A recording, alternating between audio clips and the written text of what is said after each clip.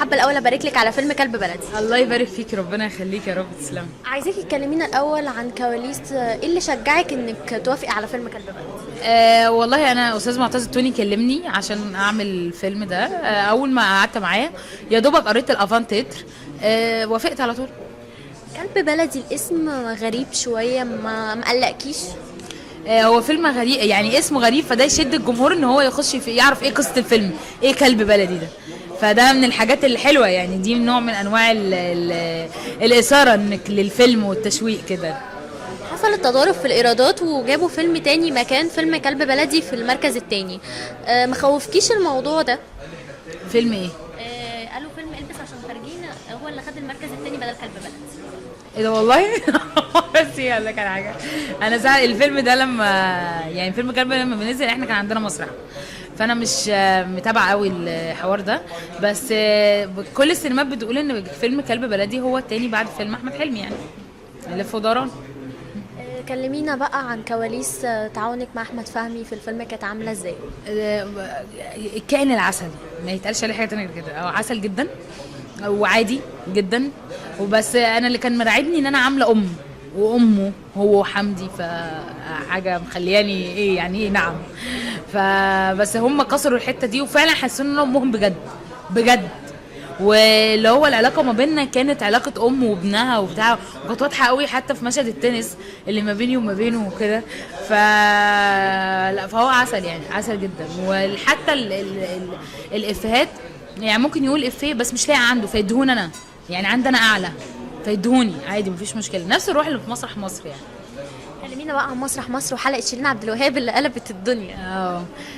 بصي، هي مسرح حقيقي كواليسنا نابعه ان في بعض من الجمهور ابتدى يقول فعلا ده بجد ان احنا بقينا مغرورين وبقينا تنكين وبقينا اللي هي حاجات بقى كده، بس احنا لا مش كده خالص، يعني احنا ربنا سبحانه وتعالى بعديه الجمهور هو اللي مطلعنا وهو اللي مدعمنا وهو اللي بيه مكملين، يعني فمستحيل نبقى عاملين كده يعني. طب وايه رايك في رد شيرين عبد الوهاب بعد حلقه؟ عسل قوي. عسل قوي بجد.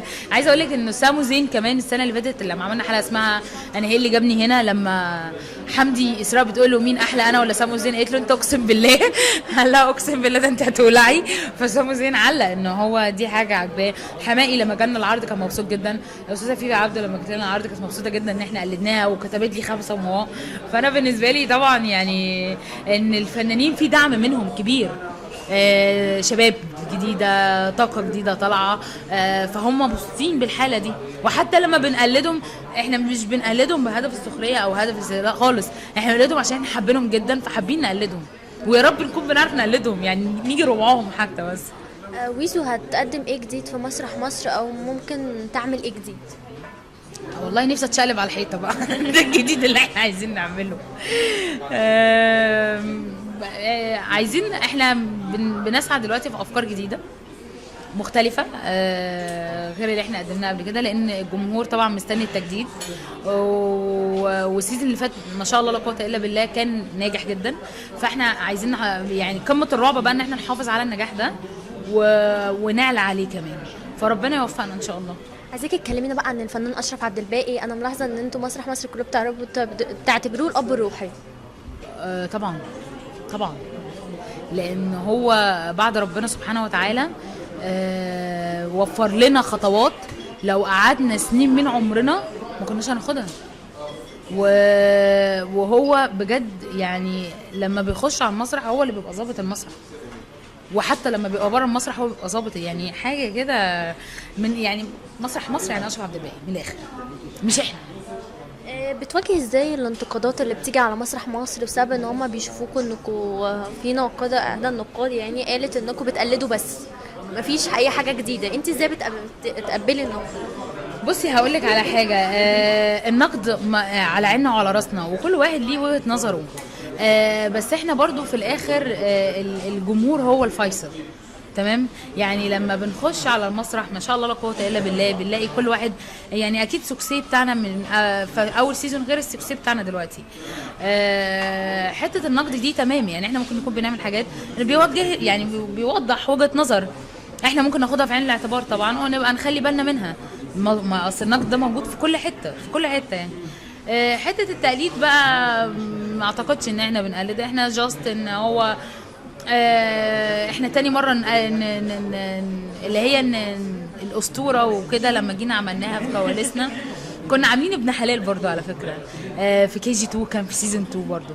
فدي مش حاجه جديده علينا، احنا دايما بنعملها لما تبقى حاجه مستدعيه، واحنا بس ايه الفكره ان احنا مش طول الوقت بنقلد يعني بس.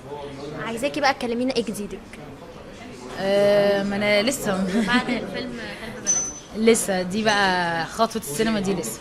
طب وسيزون رمضان الجاي لسه؟ في كذا حاجه معروضين بس ربنا يكرم، وبنقرا دلوقتي في مرحله القرايه. كلمه بقى لجمهورك وجمهور مسرح مصر. جمهور مسرح مصر وجمهوري بحبكم قوي، وربنا يخليكم لينا، ويا رب دايما نبقى عند حسن ظنكم، و احنا مكملين بيكم، وطول ما انتوا جنبينا ان شاء الله ربنا يكرمنا ونطلع ونتقدم سويا يعني. ميرسي جدا.